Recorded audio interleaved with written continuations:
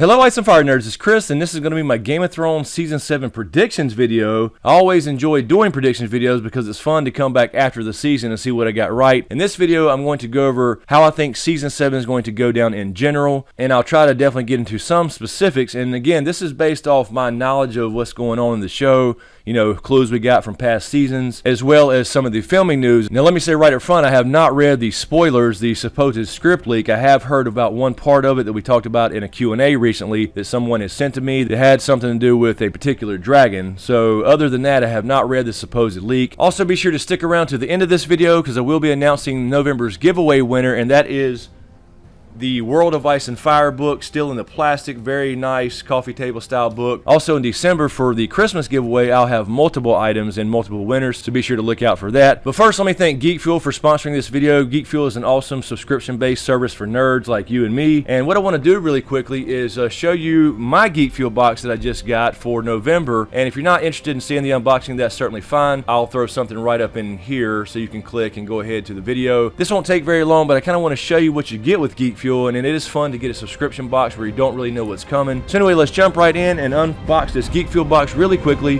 and then we'll move on and talk about Season 7 predictions and how Season 7 will go down.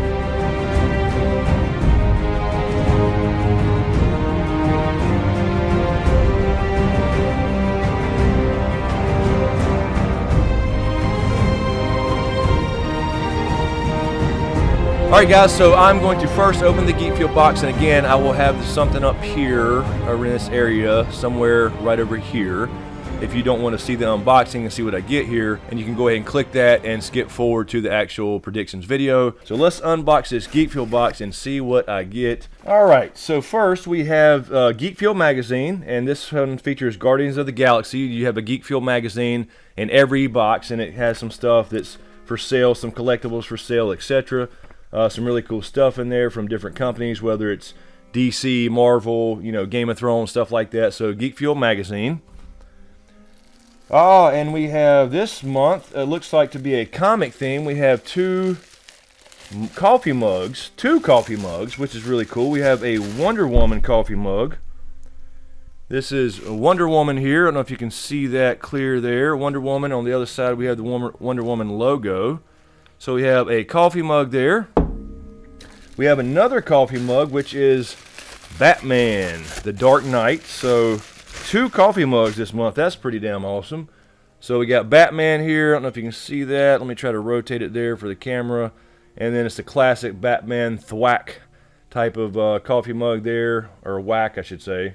Whatever. You know, all the weird words when he smacked Robin around. Anyway, the point being, cool little coffee mug. And I got a t-shirt in here. You are guaranteed a t-shirt and a game. I'll do the t-shirt last. So let's see. This is the GeekFuel exclusive item this month, and let's see what's in here. It's something about a mixtape. So GeekFuel exclusive, and it's got an old cassette tape, which is, you know, right up my alley since I'm an 80s and 90s kid. Some of you guys might not even know what the hell a damn cassette tape looks like, but that's a mock-up of one anyway. Let's see what we got in here. Oh, we got a pair of Marvel socks. Marvel socks, so we definitely have a comic book theme going on with Marvel and DC stuff this month. Marvel socks, and looks like there's three mix and match. Okay, so you got some mix and match socks in here. Marvel, looks like that's Root from Guardians of the Galaxy. So mix and match Marvel socks is the exclusive bonus item this month. That's pretty cool there. Alright, I'll just pile that over here. And let's see, we have a little figure here. Temple Edition, Epic Enamels. So we got a little pin here, and this is the GeekFuel guy, looks like. I don't know if you can see that. And he's got an Indiana Jones style hat on. So this is a GeekFuel limited edition collectible pin. Alright, and then we also have, gotta have a game, I'm sure, and looks like this is the game here. So this is the card here for the game, Dandy, or A Brief Glimpse into the Life of a Candy Alchemist. And so this is apparently a game, and you do get a key here that you download from Steam. So these are free games, and that's the cool thing about GeekFuel is every month you're guaranteed a t-shirt and you're guaranteed a downloadable game. And last but not least, we have the t-shirt. And let's see what this t-shirt is. I don't know if you can see that, but a Futurama t-shirt. And then GeekFuel and Futurama on the back there. So pretty cool there. as well as the card here, and I'll just throw this back in here. And every month you do get a card breaking down what you got. So we got Futurama t-shirt, and then it gives you all the little items that you got, exactly what they are and what company they come from if you're not familiar with some of the stuff. So that's always in every GeekFuel box. And actually, I'm wearing the shirt that I got last month in October's box, which is the Firefly shirt. I don't know if you can see that there. Firefly is a very cool show that a lot of people want to come back on the air. And just really quickly, the game I got last month in October's box was Luckslinger. I got this cool pair of wooden dice that I won't take it out of the bag right now, but they're wooden dice, pretty cool. And then you have the Steam code right here to download that as well. So that was the game I got last month. And for you SmokeScreen subscribers, last month my bonus item in my personal box was this Game of Thrones little journal. And this is a House Lannister journal. This is leather bound, really nice. You have the sigil emblazoned in here as far as the Lannister lion. And on the back you have Hear Me Roar, which of course are house words. So I don't know if you can see that. Very nice bonus item from GeekFuel, and this is the bonus item. And again, if you do sign up through the link in the description below, geekfuel.com/smokescreen, you will receive a Game of Thrones bonus item in your first box. Alright, so let's get into it now and figure out what the hell is going to happen in Game of Thrones Season 7. I won't necessarily break it down by episode, but just want to go through kind of the flow of the season, what I think it's going to be like. So let's start off with Dany. She's obviously on her way over to Westeros. Obviously, by the filming news and what we saw in the leaked filming footage, we did see her on Dragonstone. We saw Jon meeting with her, so she will take Dragonstone, her ancestral home. And I think once she gets there, Tyrion will probably advise her to, instead of just, going to straight war, to go ahead and land on Dragonstone, take her home back, which shouldn't be very hard. We don't really know once Stannis left who was really left there to rule it. I'm sure there was some force left behind, but that should be pretty damn easy. They probably won't even lose anybody. Probably more like a surrender. And Tyrion would probably advise her, send out ravens to all the lords across the realm and say, look, I'm here. I have 3 large dragons and a very large army consisting of Unsullied and Dothraki, and you don't want to see them in the open battlefield. And you definitely don't want to see some damn dragons because I'll burn your shit up. She would probably send those out and say, I'm here. I am the queen now. You can either obey or you can burn. Now, before Dany gets to Dragonstone, there may be some issue with Euron. He may meet them in the sea as far as getting his fleet done. We don't know how much time is going to pass, but we know Dany was already on her way. She had already had the Martell and the Tyrell ships with her, so Euron may pose some kind of threat as far as some small sea battle, but I honestly don't think in the show that he's going to be that big of a deal like he is in the books. I don't see him teaming up with Cersei necessarily. He may try, but he wants the dragons and the Dragon Queen for that matter, so I don't see him teaming up with Cersei, and I don't see Cersei ever trying to team up with another man again and getting married and all that kind of stuff, so I don't see that being the path for Euron. He may cause a little bit of trouble in the show. He may raid Old Town or something like that, start raiding some, because I don't think he's going to get 1,000 ships built. But then again, this is a TV show. Somehow they probably found all that wood and got them done in a couple days. Either way, I don't think that Euron really will be that big of a deal in the show like he is in the books, although I think it may affect either Yara or Theon. Theon actually may live, and Yara may be the one who dies if one of the Greyjoys has to die, because the way I see it is Theon, he's destined for this, agony and pain. He's on this redemption arc, and he has redeemed himself quite a bit. He's come back. He's vouched for his sister. He saved Sansa. He saved Pod, for that matter. He's done a lot of things on this redemption arc, but he just can't get out of this funk, and something seems to be going on with one of these pictures here on the beach when Jon obviously is going to be pissed off the first time he sees him, but his own Ironborn looked to be beating his ass again, so it looks to me like maybe something happened with Yara here. So that could be Euron, but I don't think Euron is going to be that big of a deal in the show, at least. Now, in the books, that's a whole different story. Now, due to Dany sending out ravens to everyone, I think Jon will be one of those people, obviously, to come to her and say, you know what? I'm not going to bend the knee, and here's why. And he's going to give her the story about the White Walkers, the real threat, the wars to come. And he's going to say, look, I'll bend the knee and I'll give up my title of king in the north, but you have to help me with this. And I think while he's there at Dragonstone with Dany meeting for the first time, I think they're going to go the route of kind of a love interest here, because they don't know they're related, even though aunt and uncle is probably not that big of a deal in medieval times, at least. We know a lot of people married cousins, for example. And they've kind of prepared us for that with twin sets with Jaime and Cersei. So I don't see it being that big of a deal if they fall in love or something to that effect. This is kind of fan service, I think, to some extent. But at the same time, I don't see it being that big of a deal since they don't yet know that they are related as far as aunt and uncle. I don't think at this point Jon will know that as far as who his parentage is. He will find that out probably in the end of Season 7, perhaps in Season 8. But speaking of his heritage, I do think while he's at Dragonstone, he will actually meet the dragons and they will bond with him, similar to the scene with Tyrion when he released the dragons. There's something about having that Valyrian blood, that Targaryen blood, that the dragons seem to sense. So I got a feeling we'll see a similar scene with that with Jon. And it looks like it might be on the beaches of Dragonstone where, you know, perhaps he meets Drogon or Rhaegal for that matter if he becomes one of the dragon riders. I think that he will end up with Rhaegal because of being named after his father Rhaegar and Dany's brother. So I do think he'll meet the dragons and they will take a liking to him, and that will raise some curiosity within Dany a little bit and maybe even Jon himself, but I don't think he gets the parentage reveal for quite a while. I think that will come from Bran, perhaps Howland Reed, or a conjunction of both. But I think that'll happen a little later in the season, if not the very end of the season, and possibly bleed on over into the final season, Season 8. Now, while Jon is gone to, you know, Dany in the South and doing everything in the South he needs to do as far as the wars to come and preparing for that, Sansa will be the Lady of Winterfell. She will basically be the Queen in the North for quite a while, and maybe permanently, who knows. So she will get a taste for what it's like to rule, to be the queen, so to speak. She's always wanted this, but this time she's going to get some experience on what it's actually like. And of course, this is where Littlefinger comes in. He's going to continue to try to manipulate Sansa. It will work for a while because she's going to get that little bit of bloodlust for power and all that type of thing, and he's going to try to undermine Jon and all that type of stuff, as well as Arya and Bran. But this will be the beginning of the end of Littlefinger, I think, and his undoing as he continues to try to manipulate Sansa, but she will eventually see through that. So speaking of Arya and the Starks, I think we will get a Stark reunion this season, but it's going to be short-lived. We won't see Jon in the mix. I think he'll be south, busy with everything going on in the south with Dany, Dragonstone, King's Landing, etc. But I think we will see Arya make it home. But first, she will probably run into the Brotherhood Without Banners, and I'm hoping the Hound again, because I think she will continue her path for vengeance with her little list. Now, in the show, she does not have a big list left, but remember last season she told the Waif just a couple of people, and she actually told the Waif that she removed the Hound from the list.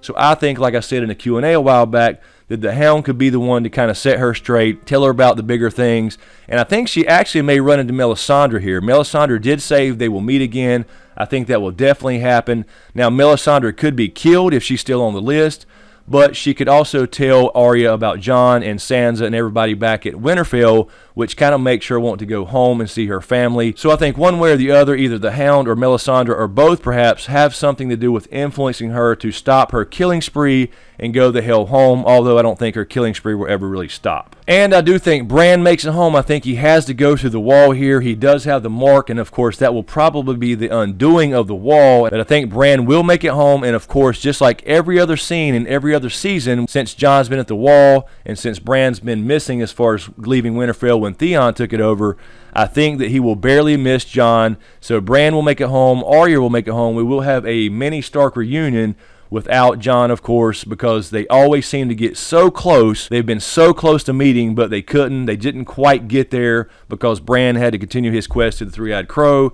to Bloodraven, and Jon would have taken him back to Castle Black to protect him, and that would have stopped him from getting there and reaching his destiny. So I think there will be, some pretty happy times for a couple of days at least when Sansa and Arya and Bran meet back up. Obviously, they're back together. They are brother and sister, although they're all completely different people, especially Arya and Sansa. But I do think that they will meet up, have a good little reunion, but then there'll start to be some strife a little bit, and that's going to be caused by Littlefinger. He's going to continue to manipulate Sansa with the power thing and turn her against Arya as well, but I think that ultimately that will come to an end. Sansa will see through that. Maybe Bran helps with that a little bit, I'm not sure, but I think that Littlefinger probably goes down, not directly by Sansa swinging the sword, but I think she will order Arya or perhaps Brienne or somebody to actually kill Littlefinger at some point. So I think he has to die this season to kind of set up for the actual threat in Season 8. So if he has to die, and I like Littlefinger, don't get me wrong, but I think he's going to have to die here. I think it would be very cool if he actually died later on by the hands of a White Walker or a White, because he doesn't believe in all the supernatural shit. All that shit's not important to him, even if he was told about it, which he probably will be. He won't believe it in his lust for power. He's smart as hell, but he's got that tunnel vision, seeing the Iron Throne, and I don't think that he's going to believe it necessarily at first, but I think it would be really cool if he went down and died by something that he doesn't even believe exists. Also, let me mention really quickly Tyrion. You know, a lot of people I've seen in comments on previous videos that Tyrion will probably have an issue, you know, with Dany's alliance with Dorne because Illyria and the Sand Snakes killed Myrcella. So I think that could be an issue, but at the same time, Tyrion killed his own father, so he may have an issue with that for a while, but I certainly don't think it's some kind of deal breaker for him being in an alliance with Dorne, and he of course said himself he is the best Lannister slayer of them all. So what happens at the Citadel? I think obviously Sam's at the Citadel, and I wonder if Jaqen's going to show up. I wonder if we're going to ever actually even see Jaqen again. Now in the books, Jaqen is a bigger player. He is at the Citadel at the moment. There is something up with him after a certain book that has to do with dragons, but I honestly don't think in the show they have time for all this. I think they're trying to, you know, really wrap this thing up fairly quickly. So all the side storylines, they've cut out quite a bit of it, obviously, and I don't necessarily think we're going to see Jaqen again. I think it would be cool to go ahead and show him, you know, at the Citadel, perhaps kind of in the mix with Marwyn the Mage, who I think we will see this year, you know, kind of be the tutor to Sam, so to speak, because I think Sam will ultimately become that wizard he'd always said he wanted to be. I think that was foreshadowing. He will learn some magical stuff. He will learn some stuff about Valyrian steel, perhaps the secret recipe, how it was done. Perhaps he learns about the Long Night and how it was actually won, or how the truce came to be, because I do think it will be some type of truce. So I'm hoping to see Jaqen in the Citadel at least, or see Jaqen again in some way, shape, or form, but I'm not really sure we will, and I would actually probably bet against it at this point. And speaking of the Citadel, I think we will see Jorah go there and get cured. You know, honestly, I said in a Q&A weeks ago that I didn't think Jorah would just go get cured because I didn't see the point of him getting grayscale only to meet up with Sam and get cured, but I think that probably will happen now that we see him with Dany on Dragonstone, we see him with Jon and the rest of the cast on some kind of mission leaving Dragonstone.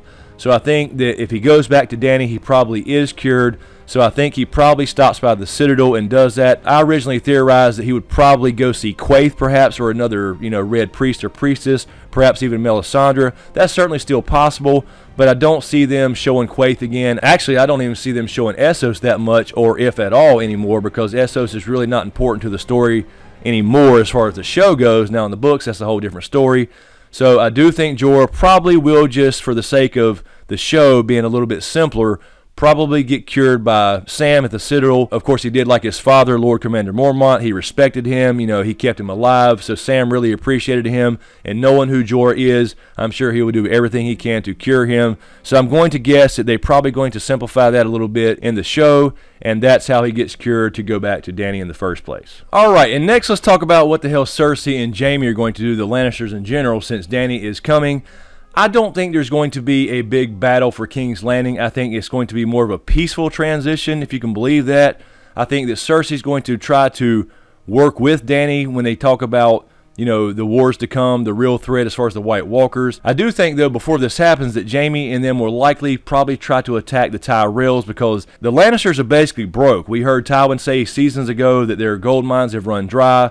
Cersei knows about this. I think the Iron Bank may show up and say, you know what? It's time to pay your debt. The king is dead. You know, the Lannisters owe us a lot of damn money. Pay up.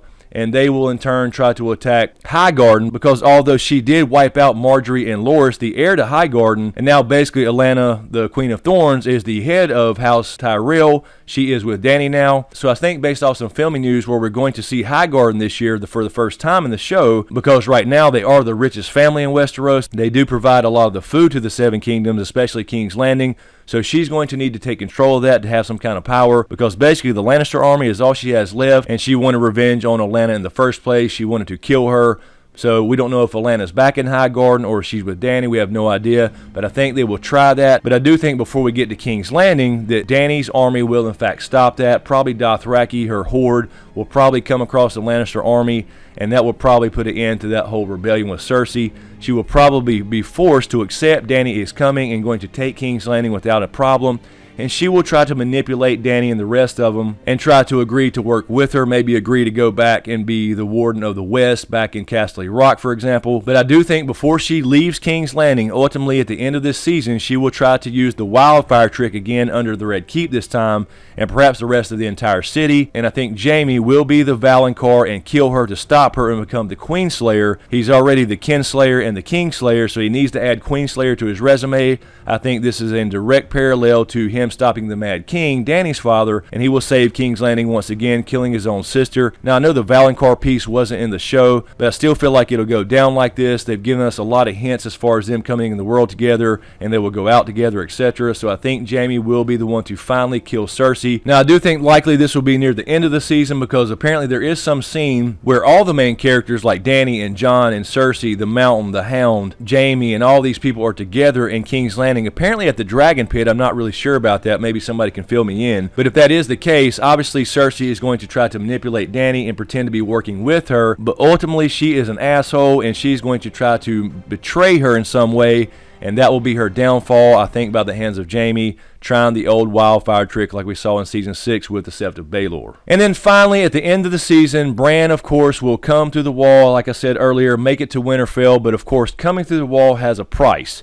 He got marked last year. We saw what happened to the cave of Bloodraven. The magic was completely wiped out once the Night King marked Bran. So I think we end the season with the wall coming down. The Night King starts to enter the Seven Kingdoms. For the first time, he stepped foot across the wall. I'm not sure how the wall will come down, whether it's, it just falls completely or just cracks, just a partial collapse or whatever. But either way, he's going to be able to come through. I don't know if it's something where we see some huge visual where it's completely gone. He can just kind of ride over the ruins on his horse, or if it's something where it starts to crack and you can, basically tell that the magic spells are broken and he can just come through one of the tunnels or whatever. But I do think at the end of the season, Bran trying to get the Jon to pass him this information about his parentage, about the original Long Night, all the stuff that he's going to see in his visions, I think he will have to make the choice to either stay up there and die or come through and risk it, and risk them getting through the wall later down the road anyway. So he will go to Winterfell, but of course that comes with a price, and he will actually cause the wall to come down, because he does have to get this information down south to Jon and the rest of the kingdoms for that matter, and it looks like he's going to have to do that physically. So I think he's going to come through the wall, make it to Winterfell.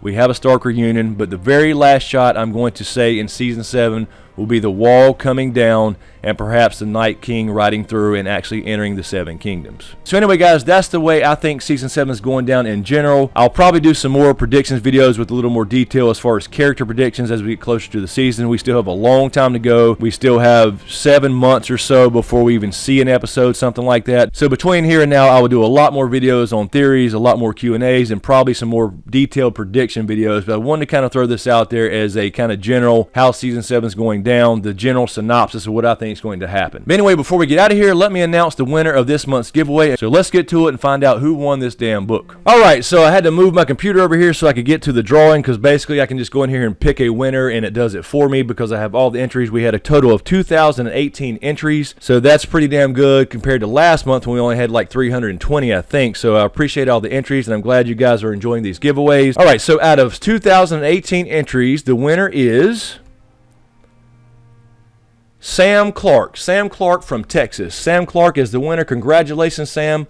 Please hit me up on the back end of my channel. Just go to the About section and click Send Message. Or you can also email me at chris@smokescreenvids.com and give me your shipping address, and I will send out the World of Ice and Fire ASAP. So again, congratulations, Sam. Please hit me up, and I'll send that out as soon as possible. And thank you to everybody who entered the contest. I really enjoy these. They're fun to do, these little giveaways. And again, keep your eyes open for December. But all right, guys, I'll leave it right there. Let me know what you think in the comments below. How do you think Season 7 is going down? I know there's quite a few things I probably missed. I just want to give a general synopsis of how I think it's going to happen. I think we're moving into the final stages here in the new battle for the Dome, so to speak. So I think we have to get rid of all the political stuff going on down in King's Landing in the south, and I think we have to move beyond all that and get to the point where we're talking about basically Jon Snow, Dany, and everybody in the south kind of coming together and going against the Night King and the Army of the Dead and all that good stuff. So I think that's basically going to be the focus in Season 8. So we have to kind of get through all these storylines, and I don't think they're going to add a lot of new storylines, obviously, because they're wrapping this thing up fairly quickly. And it's kind of sad to see it, start to come to an end. So this is the beginning of the end. So I think I'm pretty close here on the general synopsis. And again, I will do more videos in more detail as far as detailed character predictions as we get closer to the season. Alright guys, so I'll leave it there. Let me know what you think in the comments below. Everybody have a great and happy Thanksgiving. As usual, guys, thank you for all the support. Be sure to subscribe to get everything. Thanks for watching, and we'll see you next time.